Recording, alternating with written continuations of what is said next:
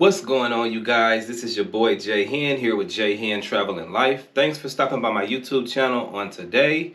And what you guys know about my YouTube channel, Fridays is Family Reunion Fridays, where we talk about family reunions here on my YouTube channel. So if this is your first time stopping by my channel, be sure to hit that subscribe button down below. That way you'll be up to date each time I upload a video, and hit the bell. You'll get notified when I upload videos. And if you're just now in the early planning stages of your family reunion, you don't know where to start, check out this family reunion playlist up top. It's going to go across up there. So I've touched on a lot of stuff about my family reunions and how our family has done things for over the years. We're almost approaching, I think, the 50th year anniversary of our family reunion. So in this video, we just want to talk a little bit about selecting a hotel for your family reunion or having a backup plan. So if you're like our family, we typically have our family reunions rotate from cities to city each year.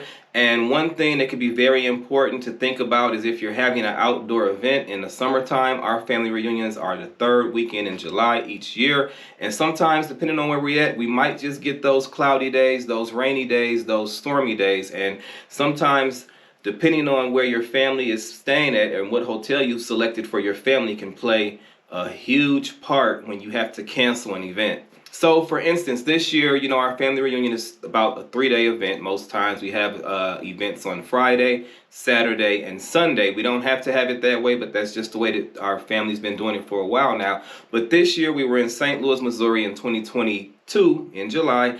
And on Sunday, it just started to rain. It was a bad thunderstorm, and we were supposed to have a picnic at the park that day, or have our day at the park.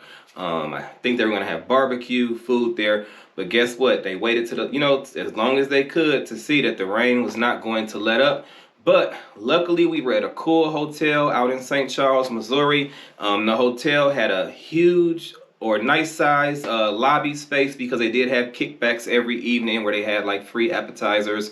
And I think you got like three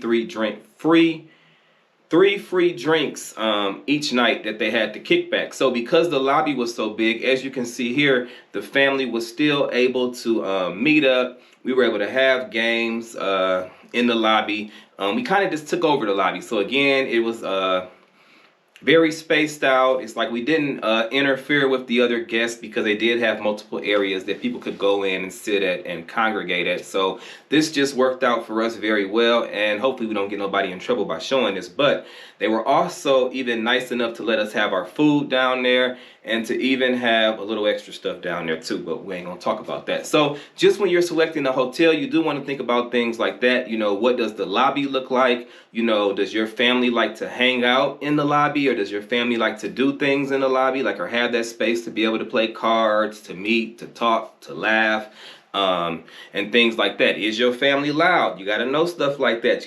Are they gonna need to have a huge lobby, or what can you do just in case one of your events does get canceled due to weather, and so your people won't feel like they're just crammed up in their rooms? So again, our hotel, it did have a swimming pool there, so people were still able to go swimming because there was an indoor pool area there, as well as we were in a nice area where there were restaurants nearby, shopping areas, and a casino was right across the highway. So again, just think about that when you're picking a hotel. Think about, if something doesn't work out, will there be things for your family to do at the hotel? Will there be like a common area where your family can meet at that you won't have to pay for?